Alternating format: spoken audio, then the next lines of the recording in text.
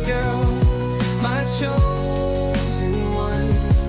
Through you, the impossible is done.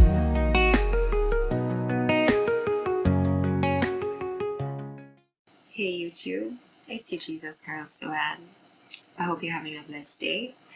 So before I go into why I jumped on here, I mentioned in previous videos about God's battle axe that I'd made a t-shirt. As you know, True Vine Apparel JA is my Christian clothing business.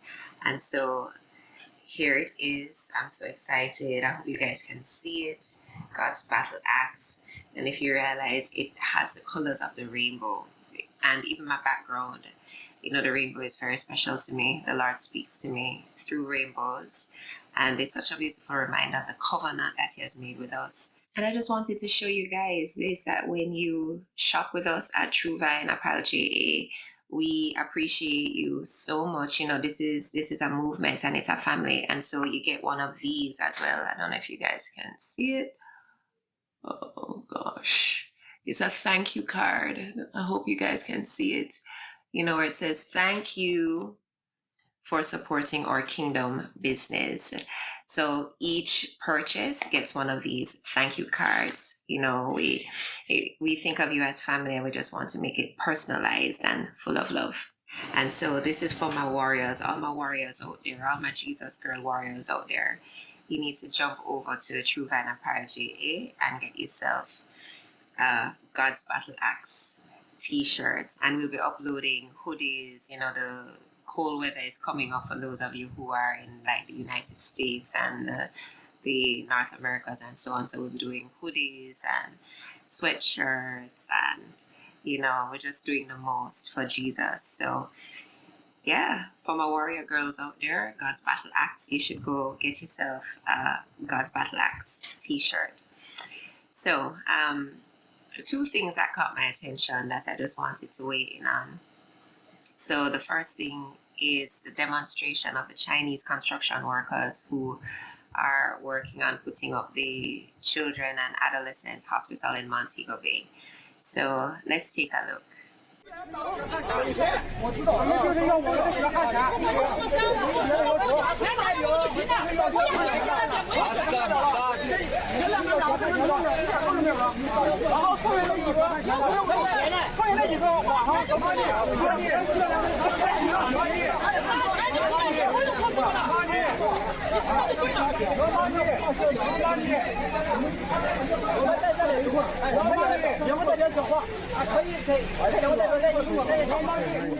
Interesting, right? I've never seen this from the day I born. I've never seen Chinese protesting or demonstrating in Jamaica. And I'm not that old, you know, I'm still young. But even my parents, you know, my parents who are senior citizens, and they're very much involved in this current state of affairs. I mean, they were very involved when Michael Manley was at his heyday. So they've been around, and they said they've never seen this before in all their lives. And, you know, what I find interesting that because there's just so much, there's just such a heavy cloud and such cloudiness concerning everything about the JLP government, to be honest with you, but in particular the health sector. And it's interesting that if you read the Jamaica Gleaner, and I'm going to show it to you here, I'm putting it up here. The response from Christopher Tufton is, it says, like Sinclair, Health and Wellness Minister Dr. Christopher Tufton could not provide any definitive information about the protest. However, he stated that the project, which is a gift from the government of Jamaica, was being managed by the Chinese government and not the Jamaican government.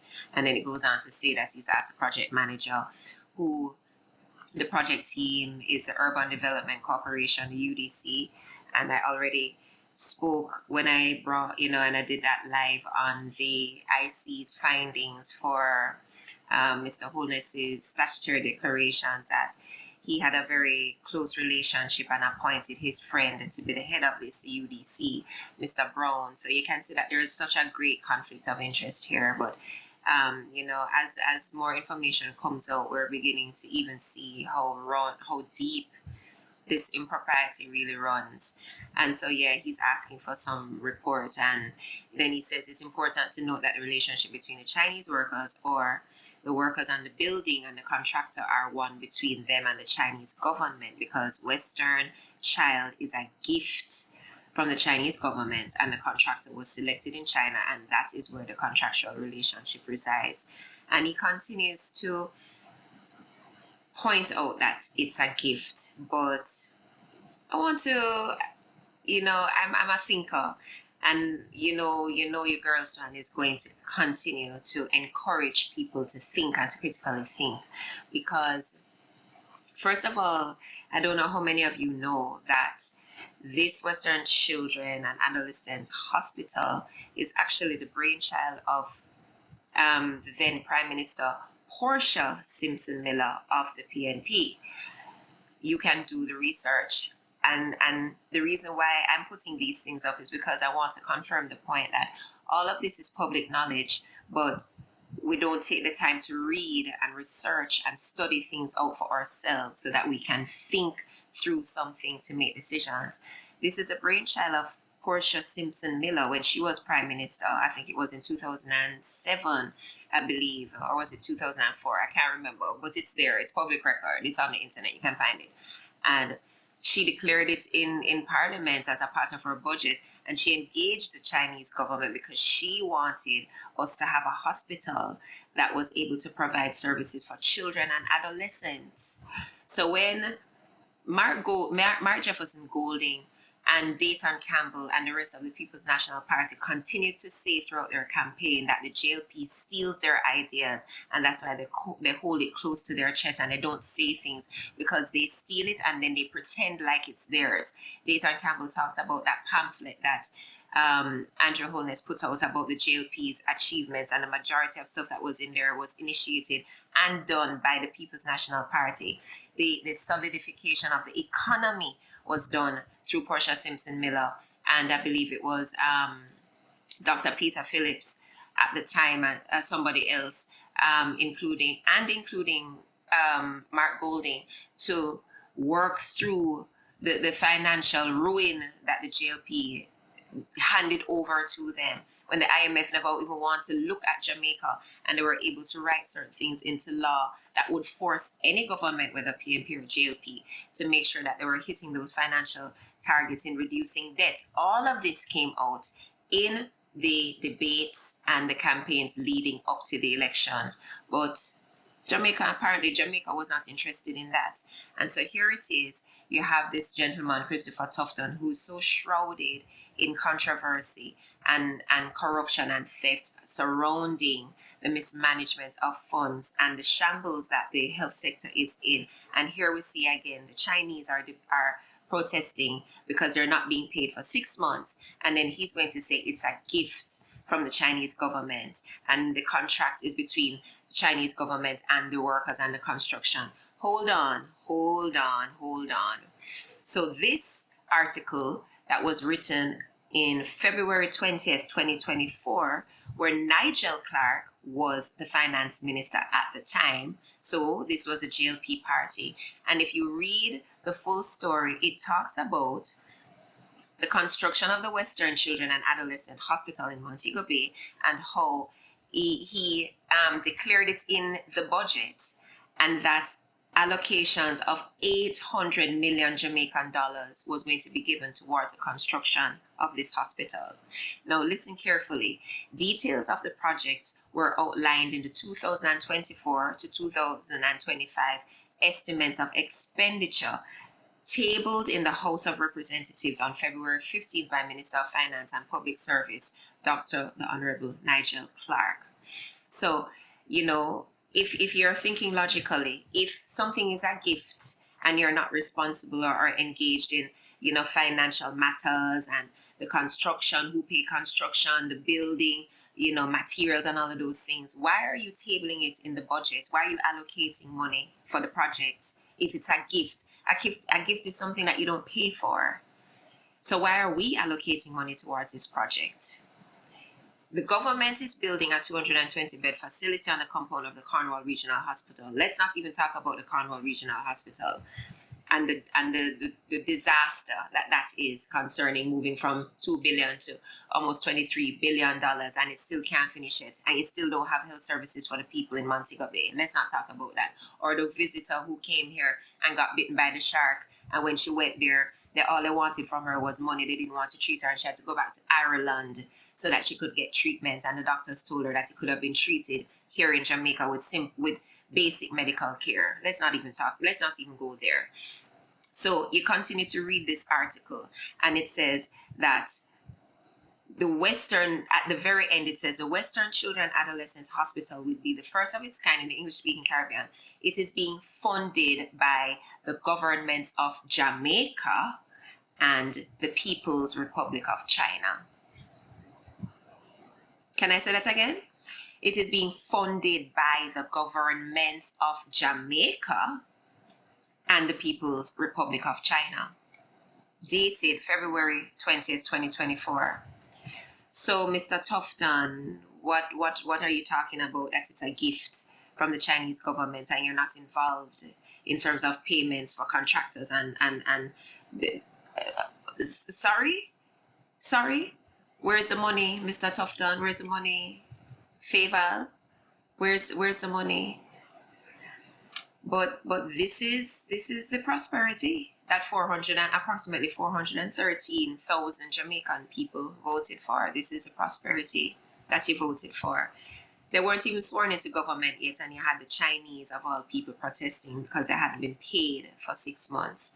And then you have a response from the Minister of Health to say that they're not involved in that, when the trail clearly shows that they would be involved in that because monies have been allocated through the budget of Jamaica towards this project. But people don't want to read. People don't care. An opportunity was given for this change to take place 3 weeks ago, change of governance. The Jamaican people never want it. I'm convinced that Jamaica is not prepared for a caliber of leader such as Mark Jefferson Golding. I'm convinced of that. And so that just leads me into the other topic that I wanted to weigh in on. So I saw a commentary by Dion Jackson Miller about the Prime Minister swearing in that took place yesterday, and finally something that we both agree on. She was talking about what she liked and what she didn't like, and I listened, and I totally agree with her when she talked about what she didn't like. And so let's all just take a listen. So here's what I liked and didn't like about Prime Minister Andrew Holness's swearing-in speech. I'm Dion Jackson Miller. Thank you so much for joining me. Time for tea.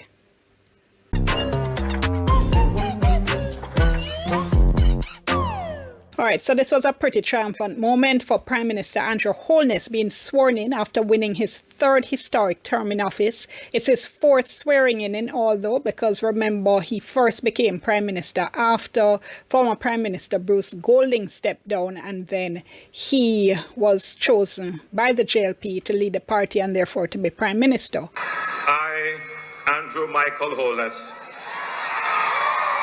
do solemnly, sincerely, and truly declare and affirm that I will be faithful and bear true allegiance to Jamaica, that I will uphold and defend the Constitution and the laws of Jamaica. You want a swearing-in speech to be a number of things, all right? You want it to be aspirational.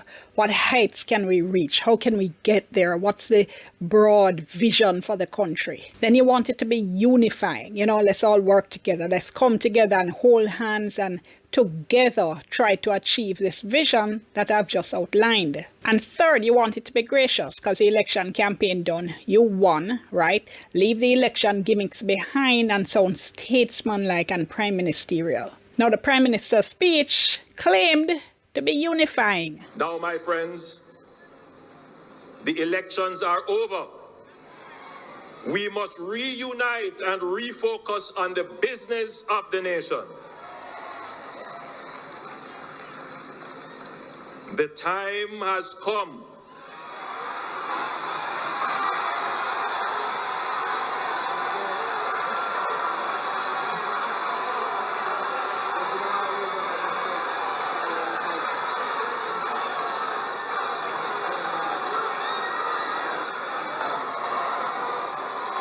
where we must get over the thrill of victory and the agony of defeat. Put aside haughtiness and bitterness. Unfold our arms. Unclench our fists. Retract accusatory fingers. And embrace each other. But come on, you can't claim to be reaching out to your opponent. You can't claim to want to be unifying. You can't be calling for unity while your speech, on the other hand, is still rubbing your opponent's nose in it. Regardless of the outcome, we must choose Jamaica. So if you follow the 2025 general election at all, you would know that the opposition People's National Party had adopted as their campaign slogan, "Time Come." The Jamaica Labour Party now had used the slogan, "Choose Jamaica." So somebody on the PM's team apparently thought it would be cute to include both those political slogans in his swearing-in speech. Come on though, this is not the platform, this is not the time, this is not the place to be taking political jabs at your opponent. This was a time to be gracious in victory. Comments like that aren't gracious, they aren't unifying. And sure, you're going to get a forward from the crowd are going to make noise, the crowd are going to cheer. Look, the crowd is made up of mainly JLP supporters. Them are going to laugh no matter what you do.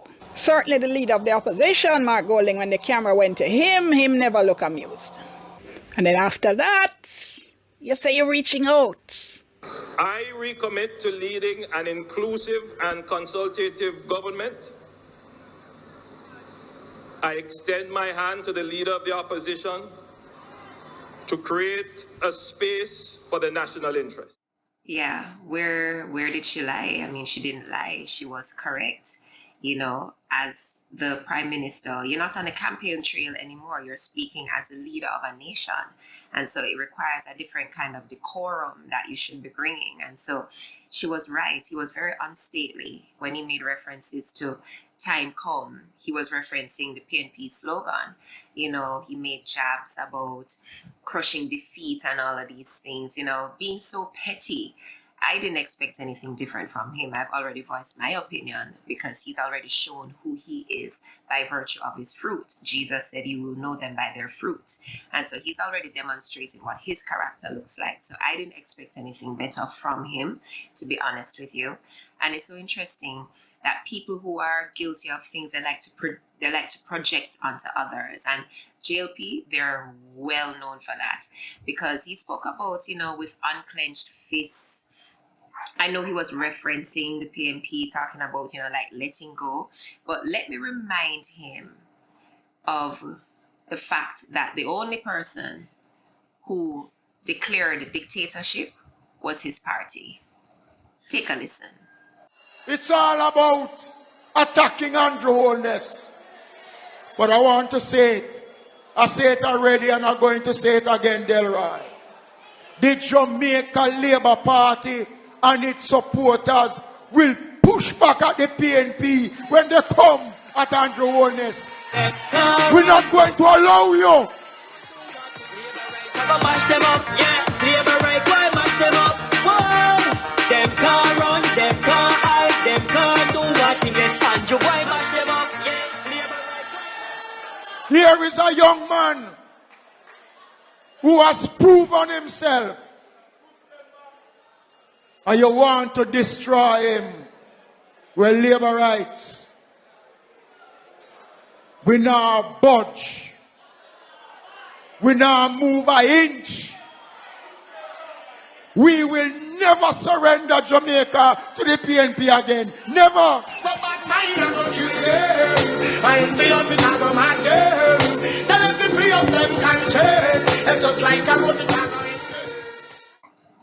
There you go.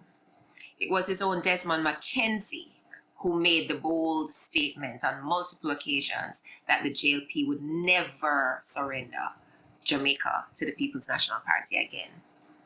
So I don't know about anybody else, but I remember, you know, there's a saying that says, people show you who they are, and when they do, believe them. I believe you, Andrew Holness. I believe you, JLP. You have shown me who you are, and I completely believe you. And so, you know, she was spot on. She was spot on.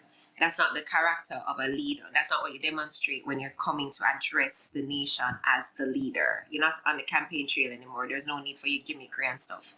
But they're very good at that. It's all about the optics and the PR, and you say whatever you want to say because you want to forward and whatever. But more and more, it only shows the integrity of a Mark Golding. He's such a statesman. He just sat there.